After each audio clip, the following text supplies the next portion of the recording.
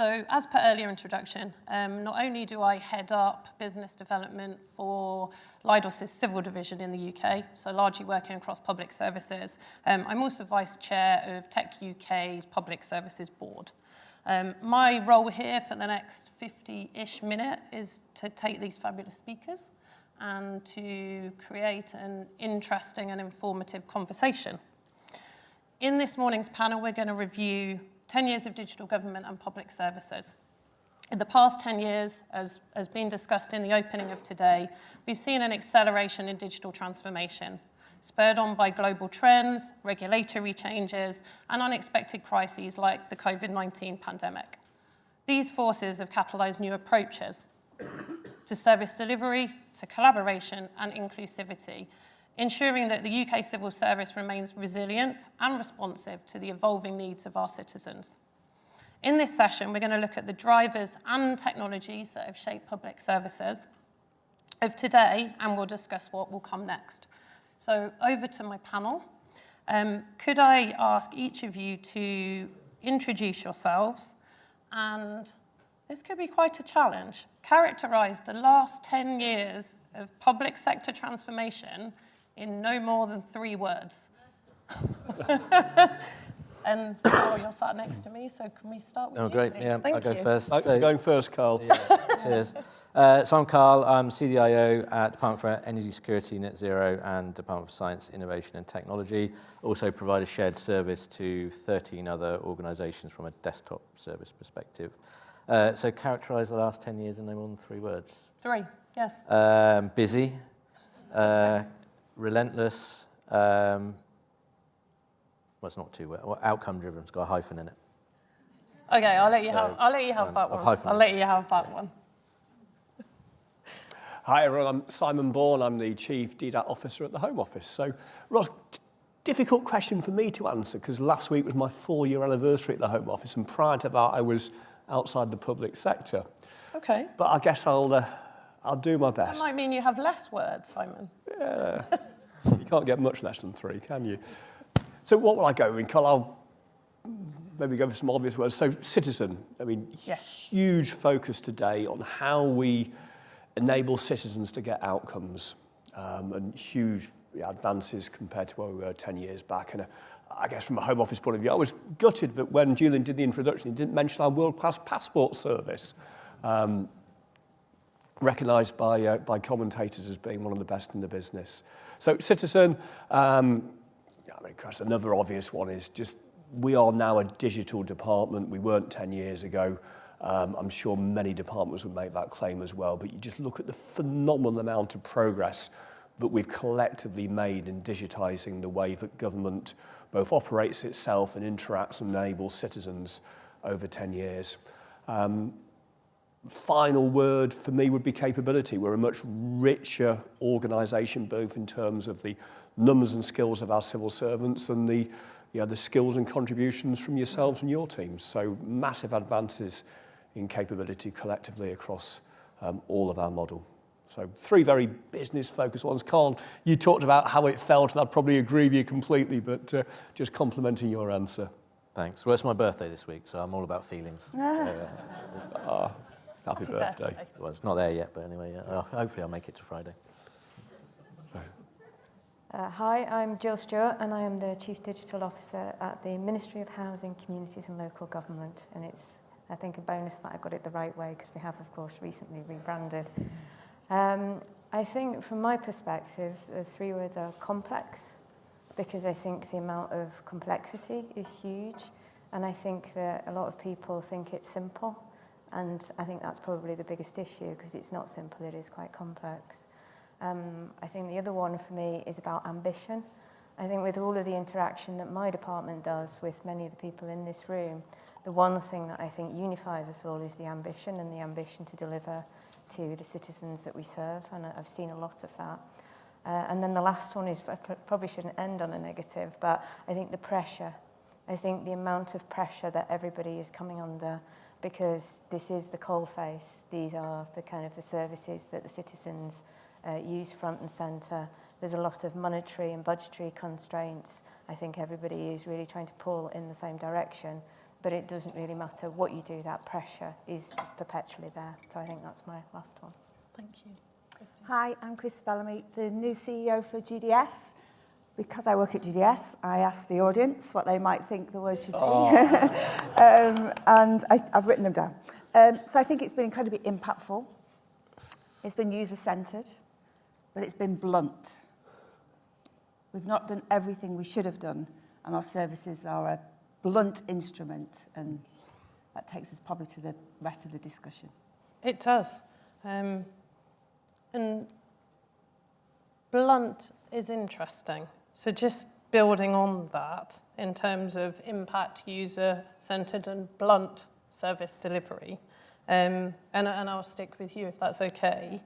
What do you think in that development has been the most significant in the last 10 years? So obviously there's been huge transformation, but for you, what's been most significant, I guess, from a GDS view? Yeah, I think it's a really good question. I mean, I joined government about 2 years ago, and when you arrive and you look at what's happened in the 10 years before, so similar history to your organisation, some great things happened. Right? The introduction of gov.uk and the user-centric design patterns that were invented and have gone on to be developed are just superb. You know, I came from the BBC and I saw this work and thought, this is brilliant. It's better than anything I've worked with before. And it has therefore been impactful on people's lives.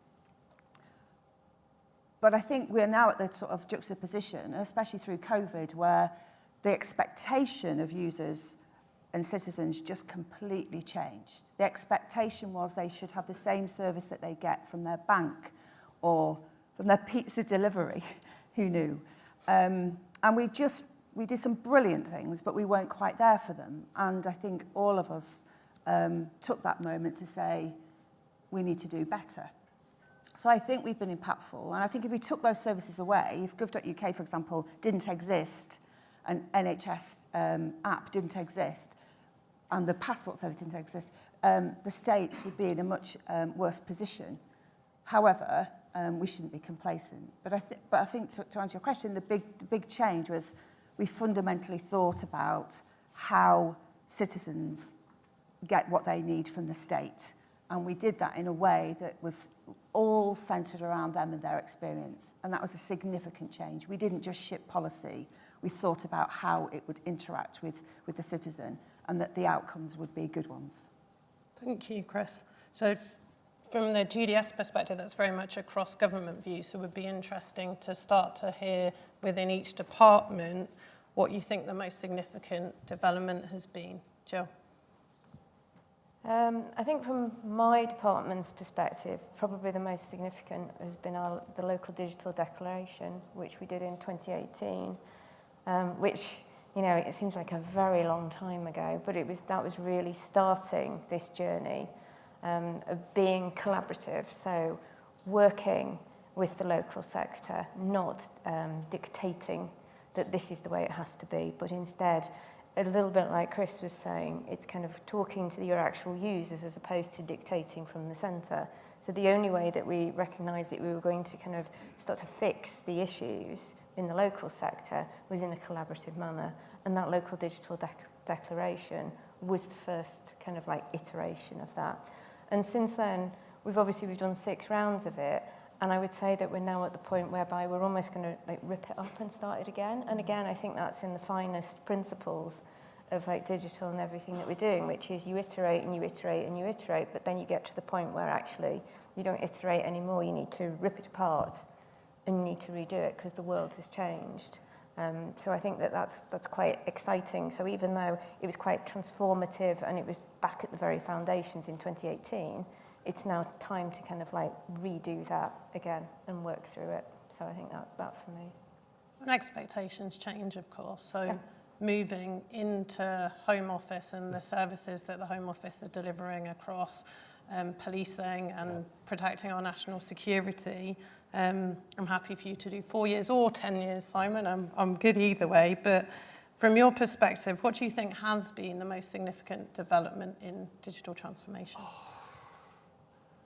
Oh, it's a fantastic question, Ros. I'd probably say the way that across the Home Office we use data at great scale to many different purposes, and we're a data-enabled organisation.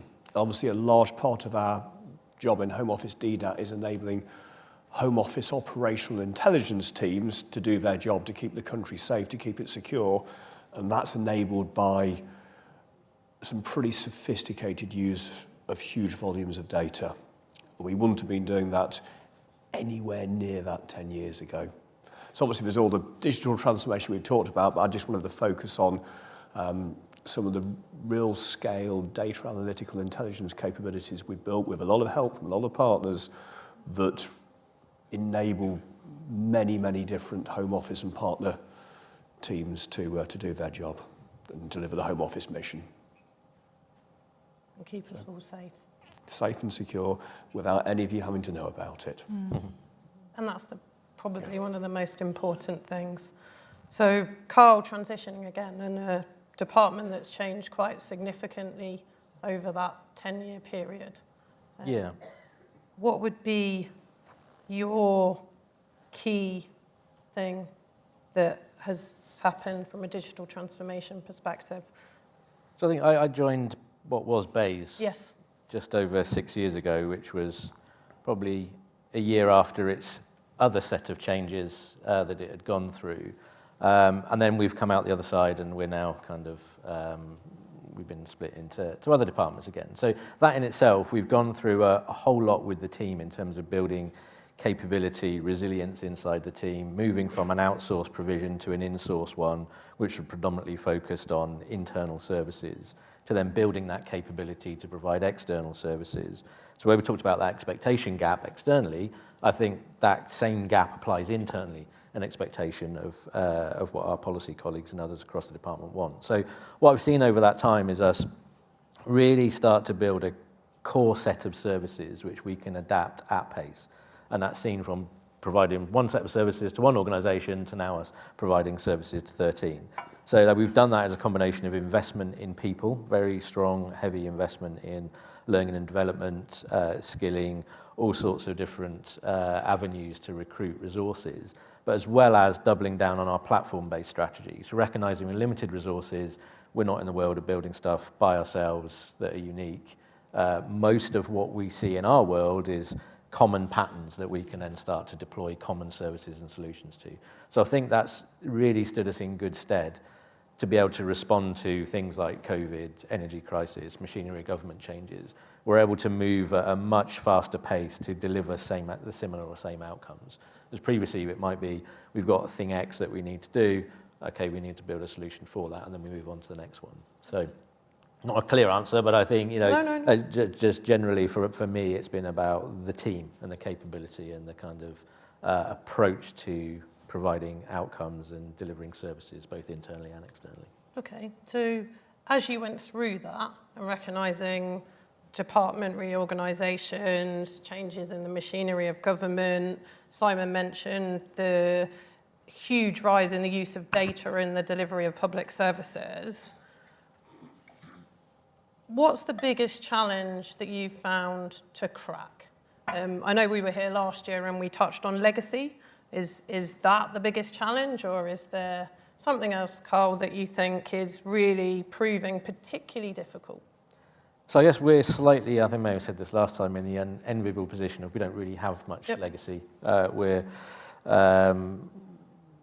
that said, the problem is the biggest problem for me is we need to move to a world where we've got continuous investment alongside continuous improvement. So whilst we've consume everything from the cloud, just because it's in the cloud doesn't mean to say it's a legacy problem waiting to happen, right? So it's how do we keep on top of that?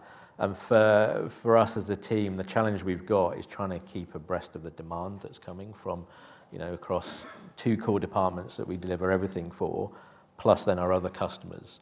So that's the gap for us, alongside the kind of pace of technology change, which is always going to be there. And then the ability to be able to execute on that given the limited resources that we've got. And you spoke about skills. How have you been able to scale up the skills to support that continued change? So I say we invested quite heavily. We started that about 5 years ago. So we got people on secondment from the HR team to be embedded inside the digital team, built out our learning and development pathways aligned to job families, job roles. We then invested in learning platforms that people have access to. We monitor that, we look for changes, we encourage people to do more, encourage people to get out, go to events. Every month, myself and my leadership team, we go out and we visit a different organisation and we talk about advances in technology or innovation, what's happening in transformation across those organisations. So encouraging that culture of being inquisitive is the first and foremost. We've then made those platforms available to other people across the organisation. So a few months ago, I had a strange moment where one of the DGs came and said, "I'd like to learn Python." Sorry. Where do I go? And I was like, well, there you go. We'll give you a login to that. Off you go. And if you need some help, let us know. I don't know whether that's helping his children with their homework or what it could have been. But we kind of seize that opportunity. So, we've invested in what we can, apprenticeship schemes, return to work schemes. We're just constantly looking at different ways of getting different insight and different kind of learning opportunities for people. So just building on that, Jill, looking at some of the challenges that you've faced, but also looking then at those challenges, how you've addressed them to date, but kind of looking forward to that iterative continuous improvement and continuous investment, as Carl said. Is there one in particular that's phasing you in the department at the moment?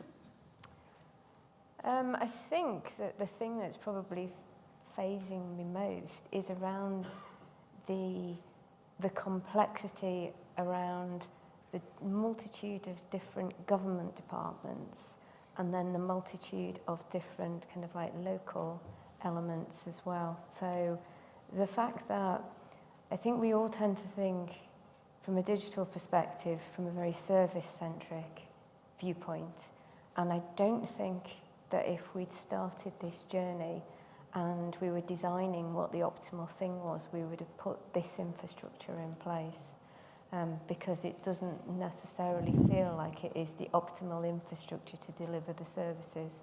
And I know that that's something that we certainly work very hard on when we know that we're changing things and we're looking at the burden that we're adding. So obviously we do a lot of things around security, but we also know that colleagues in, for instance, DWP are asking questions of the sector around security. And you get, strange things that happen where multiple government departments are all approaching one local authority, asking the same or similar or adjacent type questions. And I think those type of things, our ability to self-organise ourselves so that we are not adding that layer of complexity and that layer of burden, and instead trying to organise ourselves into the model of what's the optimal way to deliver this service and how should we do it. And I think that's probably the hardest thing to wrestle with, because everybody in this process, I think, is there because they want to do the right thing and they want to kind of move things forward. But it's quite interesting that can also create the opposite effect. It can just create what appears to be a bow wave of different structures and different kind of people that you have to interact with. So it's how to streamline that. That's probably the hardest thing. How do we move that forward? So collaboration is good, but there's a point at which it sounds from your perspective, it gets quite busy in terms of the number of interactions cross-organisationally. What will it take going forward to reduce that impact, to allow that kind of continued iterative positive progress in your mind, and other thoughts welcomed, of course, after Jill?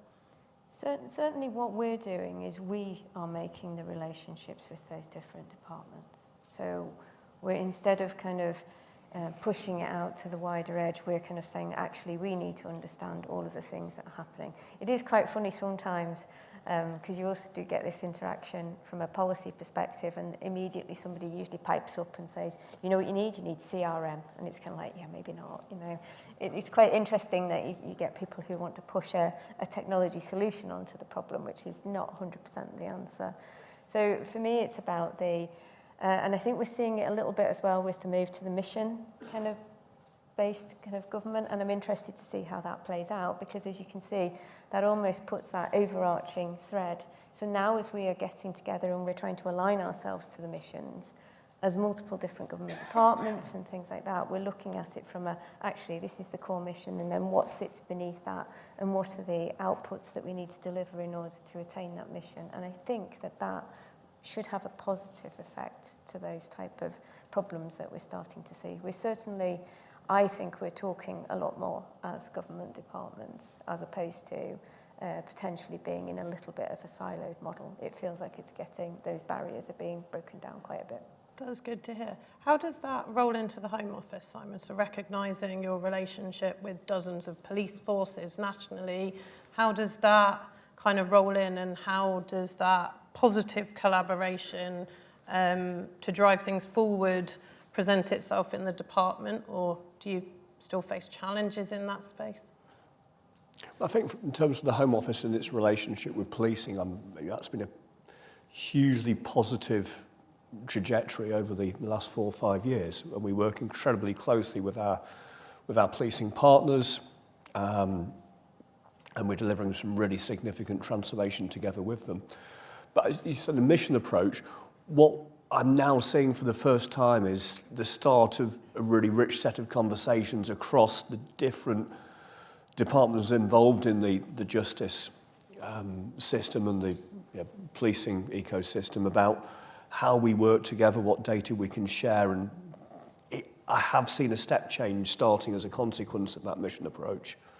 So early days, but definitely moving in the right direction, and yeah, it is a catalyst. So sharing, focused on a mission. Chris, in your world in GDS, how can GDS support the departments in this kind of mission-focused approach, driving collaboration, but of course understanding that it's departmental-led in their specific areas, from a kind of shared GDS perspective? I think it's a really good question. I think the centre, so let's take GDS as part of the centre at the moment, has to decide what it does and what it doesn't do. Yeah. And it has to think about where it has an influence that only the centre could do. So if you take something very practical like the one login system, we're working with colleagues in Home Office, DWP and HMRC, because that's probably one place where you start to think about shared data with a collective view, and the centre can help with that because you're playing a role and you're not just duplicating work. I think there's more of that to come, and I think the last year there's been some huge improvements on how departments are working together, true collaboration as opposed to one department deciding what the other one builds. It's been wonderful to see. I think my worry, and a worry is a good thing because if you've got a worry you try and put it right for the next year, is deciding the most important things to do next. So I do think this next year is still about what we can do as sort of enabling technology in GDS that then means departments can do more, whether that's thinking about how we hold and share data, which is more about the individual user being one example, or whether we think about the difference we bring in the addition to the service that might mean that the service performs better. You know, we've got a real live topic this week on something like winter fuel. What does the centre do now, which is in collaboration with departments? And that's a very different model from where GDS started. It had a very different approach in the early days and needed to. This next approach is about where the centre brings a difference. So I think we're into a year of that, and I think we need to think almost and describe what the future could be. So I think the job for our teams is to sort of say what could be possible next. And I think one of the things we can also do is take a bit more risk, so we can start to think about this new technology in a way that we can experiment with it quickly, learn, fail fast, and then when we're starting about big decisions, we're starting to think about big decisions in department, which is much more risky, what you do with your tax, what you do at the Home Office, we've got some learnings that we can pass on to teams that they can then work with. So I think it's a changing landscape completely for GDS. I think we will continue to own and operate products like One Login, Gov.uk, etc. But it will be the point of difference that we bring that means an individual can see the state, and not as individual departments, but as a collective view. We've got to do more of that. Exciting. It's a really exciting times time. ahead. Yeah, and we talked a lot about the users at the moment, but take a business user, for example. It's so complicated, and you'll know this firsthand, Carl. What can we do from the centre? And for years we've been asked that question and not really delivered what we should have done. This is the year to change that, and you know, we're on the hook to make sure we make the difference.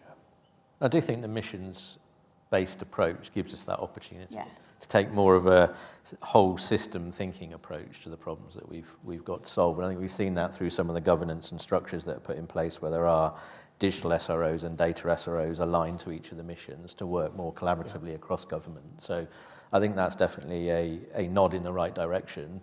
Then we've got to make sure the funding flows so that we can look at that from a whole system perspective to then say, actually, how do we solve it? But these are really big problems in some areas, right? So they're not going to be solved overnight. So to your point, Chrissy, we've got to make sure that we're focusing on things that we can deliver, I think, rather than trying to do too many things at once. So it'll come down to that prioritization. Where do we think, where are we told we need to go next in terms of that? And that mission focus will help in terms of recognising that no single organisation necessarily has all the answers or necessarily has responsibility for getting to that answer.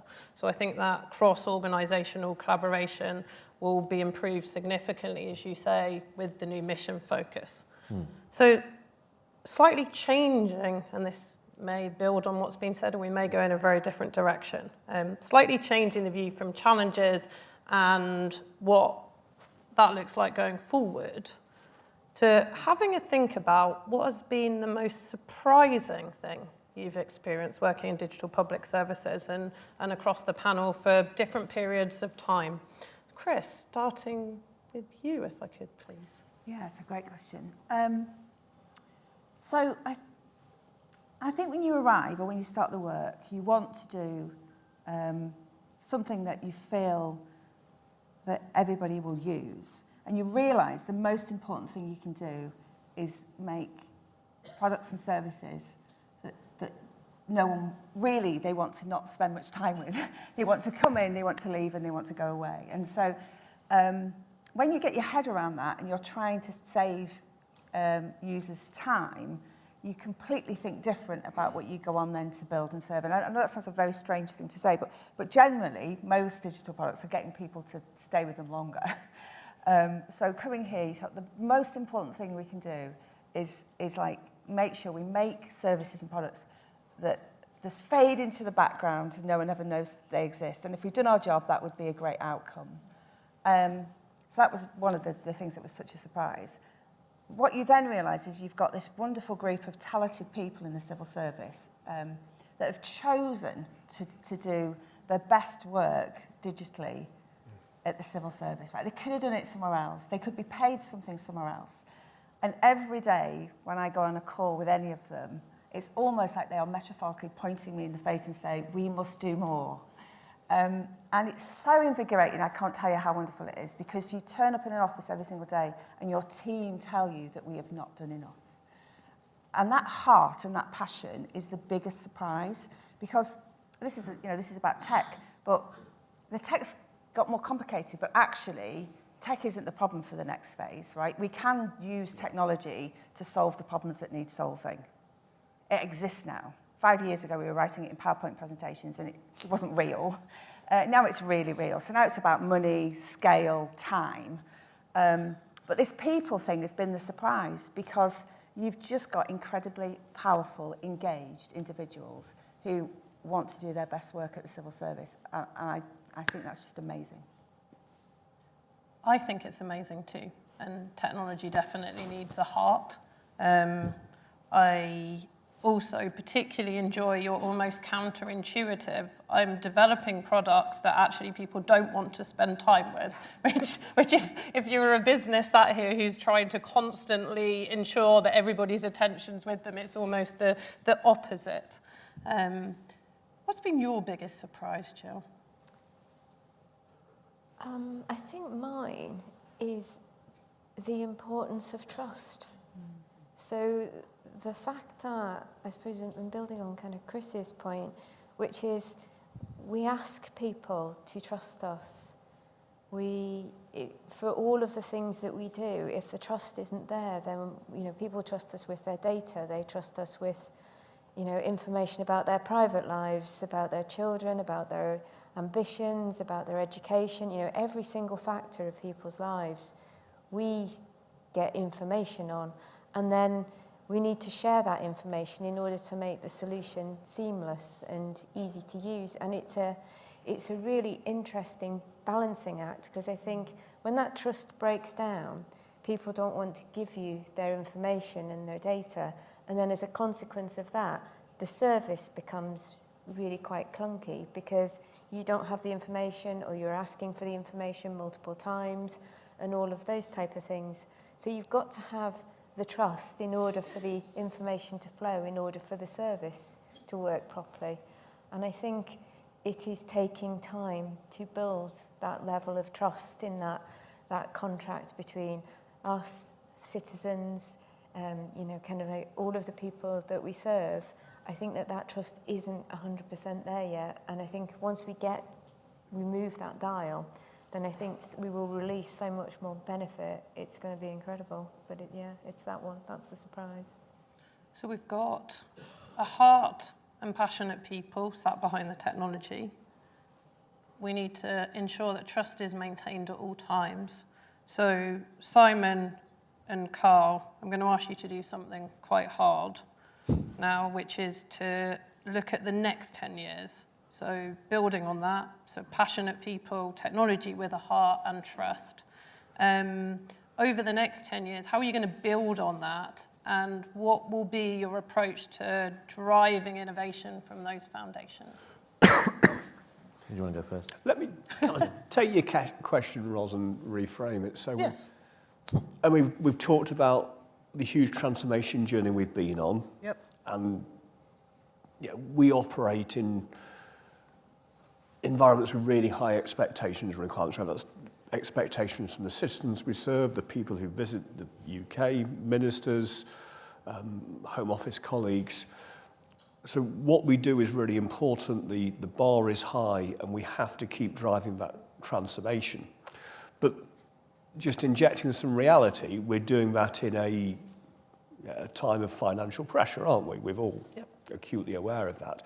So I think that then gives us collectively, as the delivery ecosystem, a real challenge as to how can we keep delivering transformational outcomes even better, but to do that in a more thoughtful, coherent, effective, efficient way.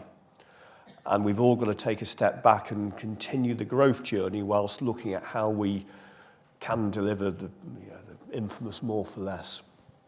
And that is, certainly for me in my seat, that's the huge challenge facing me. Really high expectations on the level of service that we deliver, an insatiable sort of appetite for further transformation so we can deliver outcomes better in a time of cost challenge. And that's not something I can solve myself. It's something I need everyone's help as to how can we work smarter together to deliver those outcomes in a better way. And we've got to kind of put our foot on the ball while still delivering transformation at 100 miles an hour, mixing all my analogies to do just that. So delivering transformation at 100 miles an hour with significant fiscal challenge. Requires us to pause, reflect, and look at how we work better together. Okay. Yeah, that would be my key kind of call out for this conversation. Okay. And building on that, I think that's where again, back to the mission systems-based thing, generally we're all dealing with very similar problems. Yep. So how do we solve some of these problems collectively rather than do them individually as departments? And I think with the suppliers that we work with inside our organisation, we're always encouraging them to come to us with things that they've already seen, done, or have available to us that then is either an accelerator or it means that we can speak to others about that. So I definitely think that is a real focus. Otherwise, we're not going to be able to achieve anywhere near what we need to, given the kind of position that we're all in. The other bit for me going forward is how do we diffuse what we do as a team into the rest of the organisation? So that becomes much more the norm in terms of the way they operate. It still feels at times, and this will be different for different organisations, that we have a kind of policy digital gap, front office, back office gap. How do we close that? So I'm thinking to the future, and in some ways wondering whether or not, or wondering about the role of the digital team itself. Do we get to a point where actually there isn't a digital team and it's just embedded inside the entire organisation, and we're here for something different? I don't know.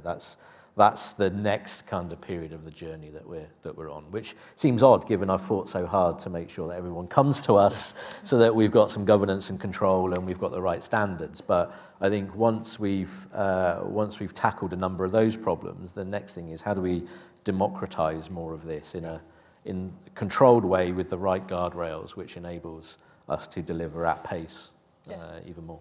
Yes, and digital being everywhere rather than digital being part of a digital organisation, that it's across all departments.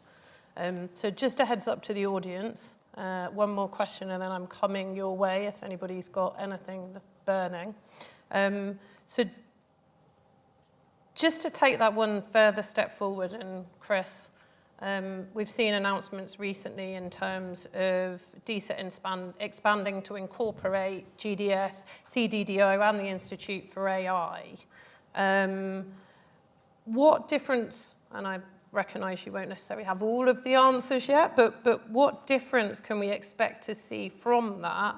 And I guess linking that then back to the mission focus that's come through from all of you in the conversation today. Yeah, I think it builds on what Carl's been saying. It's been a really positive experience for our teams for a few significant reasons. One, they're a very welcoming team, which really helps.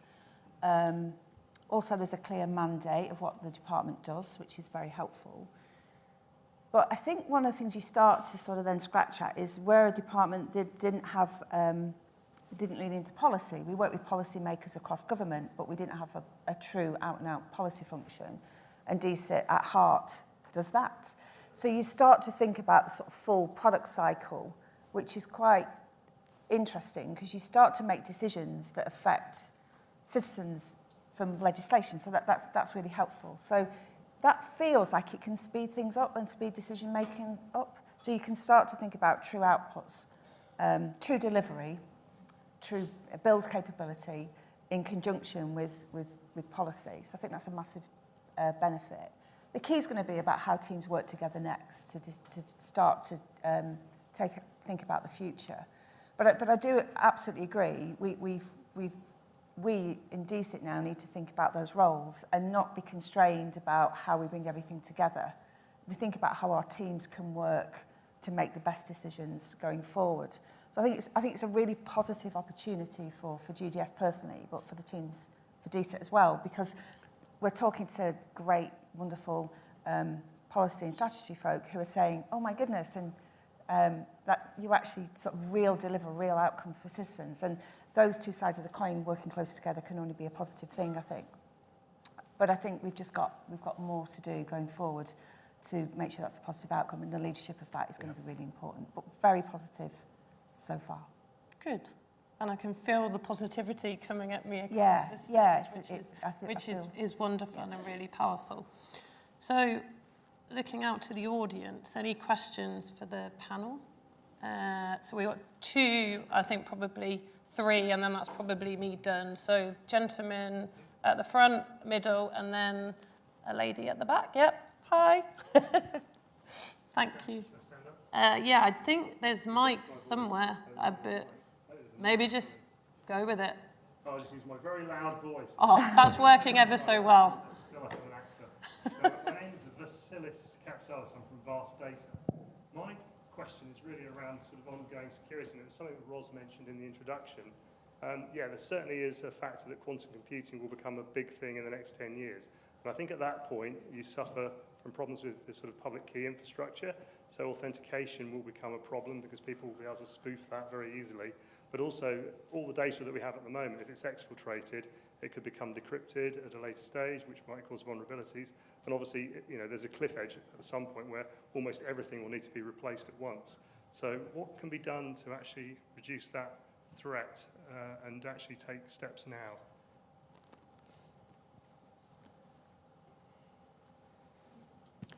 Simon?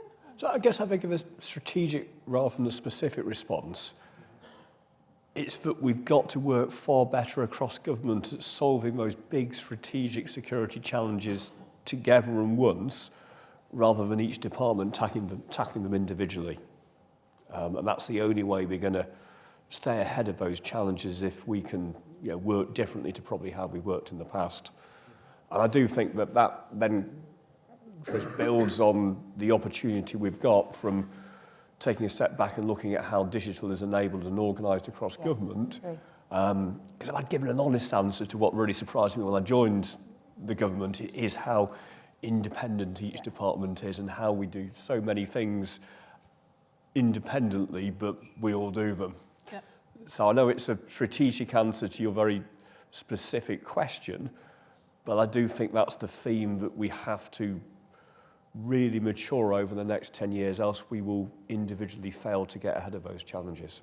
And I think just to build on the, in relation to DSIT actually, that conversation is being held on behalf of the UK at the DSIT level, policy, strategy, on quantum. I'm in conversations now that I completely don't understand, by the way, about quantum object. Not that much, I'm not. But being in those conversations early, and that team then thinking, oh my goodness, what does it also mean to the things that we own and operate, is really helpful, because it never had that sort of kicker at the end. So I think that setup is also probably an opportunity to lead. Thank you. And rethinking what we thought we knew. Yeah, absolutely. Some of these Impact. conversations. Yeah. Yep. Next question. Oh, go for it. Feel free. Go for it. Hi, Cathy Ackroyd, CGI, ex-HMRC. The clear theme here is collaboration and a lot of work to do, and joining up is the way to get the missions achieved. We're all citizens here in the room. We all want to see the government departments achieve their aims, especially in the really important domains of security and climate change, and all with budgetary constraints. I think I'd really like the panellists to be really clear on the call to action with those of us who work in consultancies, with yourselves. So in my department, we work with Home Office, policing teams, National Crime Agency, Disclosure and Barring Service. What I've started doing in my role as managing architect is allow the joining up to happen through us. So I know that there's some pattern that we've developed for another client over there, and bringing those people together so that they've got that efficiency, they can see best practice, they can have the checklist from HMRC that have been developed and start not afresh, but with that pattern or that best example. Similarly with Green IT, we're bringing people together, but I think I'd just like yourselves as government leaders to be really clear to the consultants in the room that they've got a really big part to play in your ecosystem and in your relationship building. I probably answered your question, but if you could echo that back to the room, that there's a call to action and it's urgent and there's budgetary constraints, that would be really helpful. Thanks. Definitely do more of that, everybody. I think it's the one thing, or one of the things that we constantly, when we have our quarterly business reviews and regular meetings with our suppliers, is to say what else is going on across government that we don't know about, because we're all busy, we've got our formal networks, the rest of it is informal. So that's something we definitely do. I alluded to the fact we, every month we go and spend some time with a different organisation for half a day to a day, and that is in part about creating those connections. That is a part about encouraging people to understand some of the problems that we're facing, and you can get some of that from mission statements, from outcome delivery plans and other documents that are published, and then start to look at some of the common themes and bring people together to help try and solve them or have a conversation about them, because we only know what we know, and it's often, until we get in those rooms with other people, we think, actually, there's a kernel of something there that we're about to work on or have worked on, here you go. And part of what we do with our strategy is to say that anything that we have developed on top of a platform that we've invested in or are consuming is available for other people to kind of take. And we've had success with that across our partner org landscape. I think the next move is, and this is our opportunity running a shared service, is to say, how do those patterns and those services then start to get picked up and taken by other departments, so that we're always kind of inching forward with what we're really focusing on is the specific context of what we're trying to deal with inside that one department, rather than the whole stack, because 80, 90, 70, whatever the number is, % of what we do is probably quite common. The context makes it different, and that's the bit we need to focus on. Yeah, I think it's a great opportunity for us to, I guess, be honest with you, that when we look at the many partner organisations we work with, I think we want three things. We absolutely need you to deliver on the commitments that we've signed up to together. You have to deliver. As I said earlier, and based on your theme, you need to help us deliver today's outcomes better. But then even more than that, please work with us so that we are looking at how we deliver better for tomorrow as well. And our perfect partners are those who are doing a brilliant job on each of those fronts. Thank you. And I think we've all taken that call to action. And great question. Thank you very much for that. I'm running tight on time, but I promise you a question, sir. A quick one. So, Rob Anderson, Chief Analyst of Global Data's Public Sector Team. What would you like to see in next year's spending review that facilitates transformation projects to support mission-led government?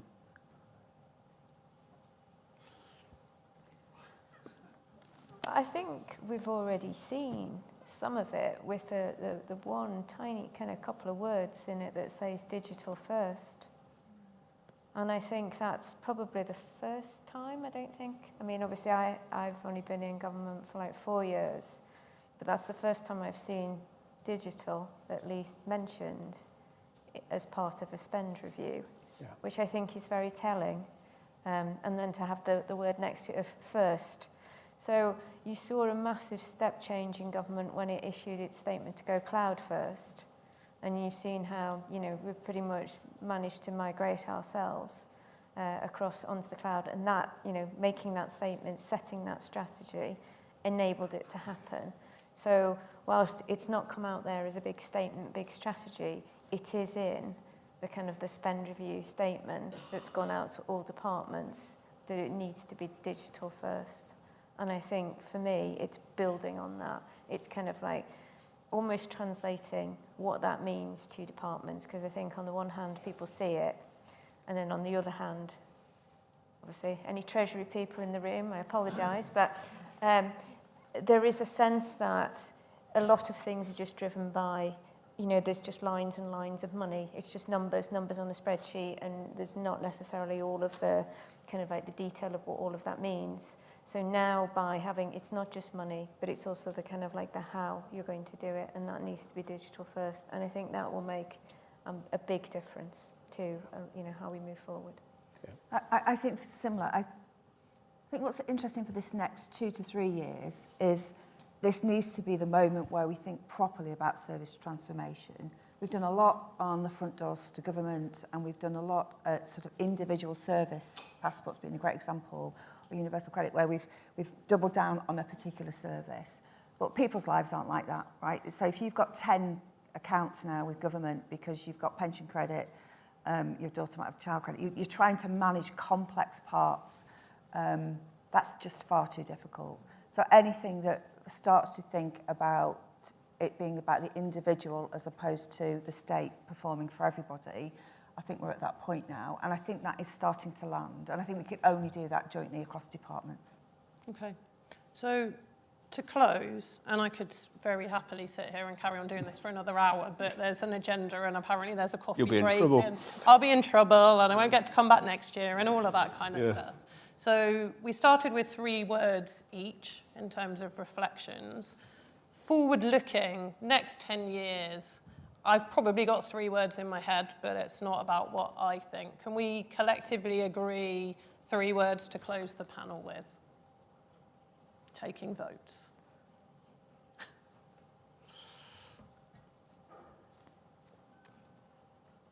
I think there's something around this sort of two-way conversation with the state that sort of takes away all of the tech and all of the and it's about your personal device and the state. And it's so connected and happens in seconds that you've just taken out everything in between. So there's something about this deeper connection between the state and the individual. Okay. Connection? Connection, yeah. Or is it just about you and you as everybody in the context of their interactions? Yeah, I think so. And I think I'm taking too much time, but there's something about being there where you are when it's needed. I think the answer's staring us in the face, isn't it? We're here around building the smarter state, and a lot of what we've talked about today has been about being smarter. Smarter in how we interact and enable citizens, smarter about how we work together between government and partner organisations across departments. So I think for me that's such a theme that really summarises a lot of what we're passionate about. And continually getting smarter. Yeah. Jill, Carl, anything to add? Oh, it's encapsulated in those is the collaboration, that angle for me. I was going to offer that if we ran out of words, because I think it's absolutely fundamental to underpinning all of this. For me, I think it's safe. We need to keep people's information safe. We need to make you feel safe with the services that we offer. So I think safe is probably the one for me. Okay. Thank you. Great conversation. As I said, I could continue, but time for a coffee break. Thank you very much for everyone for listening, and speak to you soon. Thank you very much. Thank you.